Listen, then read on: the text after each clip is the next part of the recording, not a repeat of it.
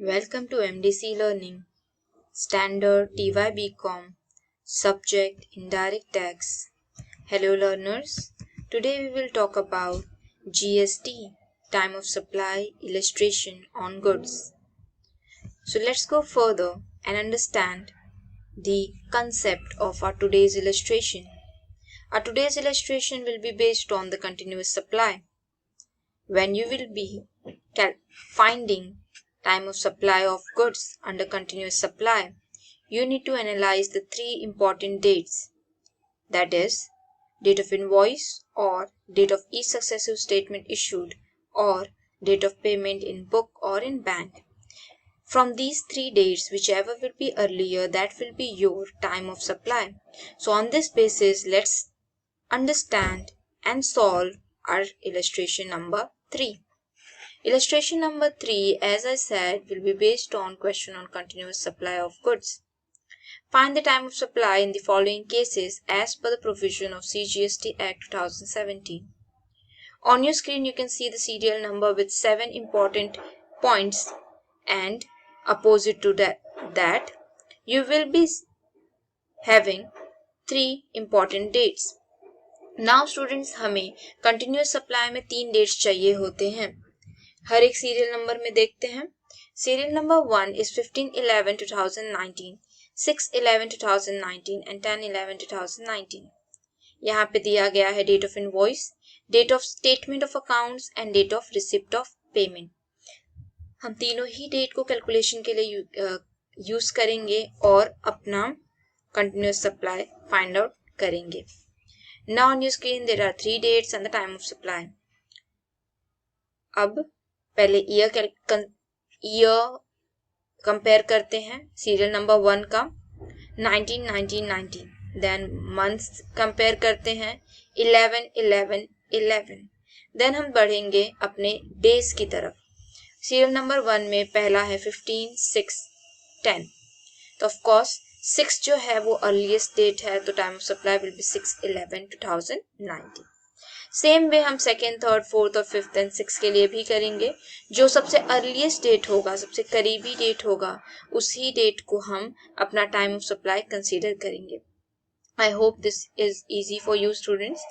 अब एक quick recap करने के लिए मैं आपको बता दूं कि हमने illustration number 1 and illustration number 2 अभी तक किया है, जिसमें movement of goods and no movement of goods available है. When it comes to movement of goods, वहाँ पे आपको date of invoice और date of payment सेम मिलेगा, just एक point change है. When there is no movement of goods, again आपका सभी चीजें सेम रहती हैं, सिर्फ आपका date of invoice and date of payment same होगा, बाकी एक ही date change होगी. यहाँ पर भी आप देखेंगे तो date of invoice and date of payment same है, just एक extra place है, that is date of statements. So just that's it students, it's very easy. आपको इन तीनों में से जो भी सबसे अर्लीस्ट डेट होगा उसे आपको अपना टाइम ऑफ सप्लाई कंसीडर करना है. चलिए आगे की तरफ चलते हैं. अब देखेंगे हम एक बहुत ही important part, that is reverse charge mechanism, that is RCM या RM. इसमें time of supply find out करने के लिए हमें date of receipt of goods लेना पड़ेगा, डेट ऑफ पेमेंट लेना पड़ेगा, एंड थर्ड वन हम लेंगे 31st day from the date of invoice. In short यहाँ पे हम डेट ऑफ इनवॉइस नहीं लेंगे, हम डेट ऑफ इनवॉइस से 31st डेट लेंगे. कैसे हमें इसे सॉल्व करना है, चलिए देखते हैं. Now on your screen there is illustration number 4. This is very easy illustrations. This have reverse charge mechanism and यहाँ पे आपको simply कहा गया है कि time of supply find out करिए. Date of invoice दिया गया है, date of receipt of goods दिया गया है, date of receipt of payment दिया गया है. चलिए मैं आपको बताती हूँ कि how you have to solve this particular illustration. आपके स्क्रीन के ऊपर ये illustration दिया गया है. Date of invoice, okay, date of receipt of goods and date of receipt of payment तीनों मैंने अपने मेरे फॉर्मेट में से क्वेश्चन में से कॉपी किया है. अब डेट ऑफ इनवॉइस से 31st डे मैं यहां लूंगी. चलिए देखते हैं. 20/12/2019 एक महीना कब कंप्लीट होता है. सो एक महीना हमारा कंप्लीट होगा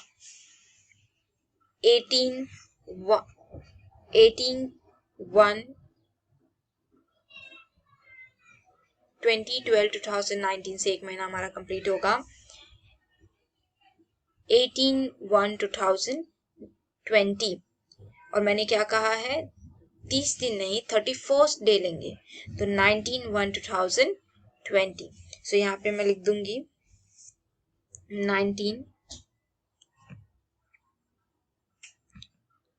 here I will write 19/01/2000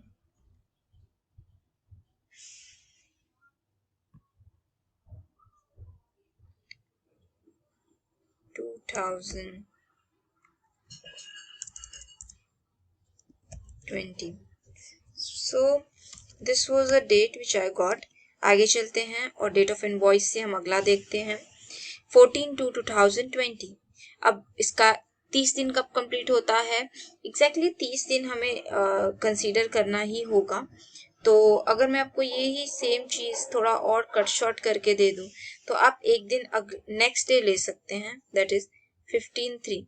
students बहुत सारे मेथड है इसको सॉल्व करने के, बहुत सारे तरीके हैं इसे सॉल्व करने के, but you can go with the best feasible method which you think is best to solve this particular question. So 15/3, sorry students, there is little 2020। same way we will do others as well। so इसी तरह से आपको सारे करने हैं। जब आप सभी calculate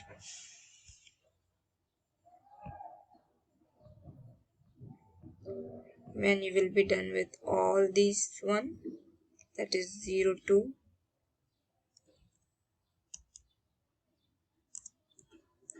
2020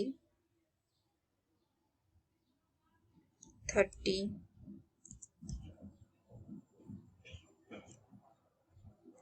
8 2020, then comes our fifth point, here I will write 06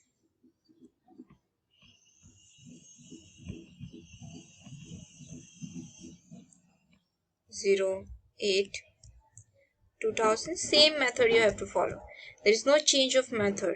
आपको सिर्फ 31st डे आपको कंसीडर करना है। so 19/10/2019। So that's it. यहाँ पे आपका ये सभी कैलकुलेट हो जाएंगे। स्टूडेंट्स काम डाउन होके आप कैलकुलेट करिएगा। बुक पे आप लिख भी सकते हैं डेज वगैरह, 10-10 दिन का एक एक बंच बना लीजिएगा एंड देन अपना कैलकुलेट करिएगा। अब यहाँ पे आपको ध्यान देना है कि we are just done with this particular part, right, we are done with analysis part. अब यहाँ पे आपको ये फोकस करना है कि आप किन किन कॉलम को कंसीडर करेंगे, किन किन कॉलम्स को आप यूज करेंगे फॉर योर कैलकुलेशन पर्पस। सो हम डेट ऑफ इनवॉइस जो है इसे कंसीडर बिल्कुल नहीं करेंगे, बिकॉज हमें इसका कोई रिक्वायरमेंट नहीं है, हमें इसे यूज ही नहीं करना है। तो this particular box will completely go red, मुझे नहीं यूज करना है ये पर्टिकुलर कॉलम या ये पर्टिकुलर सेक्शन मेरे सोल्यूशन के लिए। अब क्योंकि इसे नहीं कैलकुलेट कर रही हूँ तो आगे चलते हैं और देखते हैं किन किन चीज़ों को हम यूज करेंगे for solution, this particular and this particular. तो यहाँ पे मुझे टाइम ऑफ सप्लाई इन्हीं तीनों कॉलम्स का अर्लीस्ट लेना होगा। तो यहाँ पे मैं देखूंगी 1990-20, तो ये 20 में नहीं कंसीडर करूंगी। अब यहाँ कंसीडर करूंगी 1919, 11 मैंने मंथ कंपेयर किया, then is 16 and 29। so here I will write 16, sorry, here I will write 16 11 2019। then it comes to second one, that is 15 03 2020।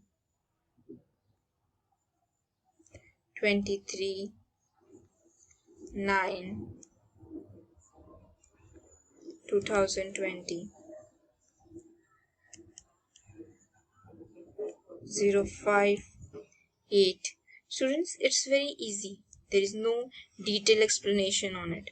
आपको सिर्फ अर्लीस्ट डेट लेना होता है, तो मैं यहाँ पे अर्लीस्ट डेट को ही कंसीडर कर रही हूँ।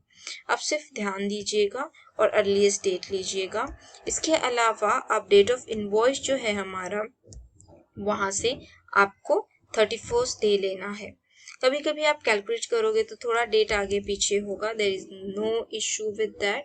सिर्फ ध्यान रखिएगा कि 31st डे आप कंसीडर करें, then your question and your solutions will become much more easier. Thank you students for attending today's lecture.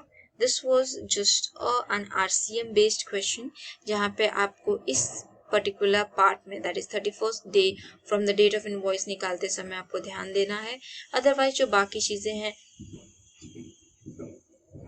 वो आपकी सेम ही रहने वाली है, that is taking earliest day. Thank you for attending lecture. I see you in another lecture.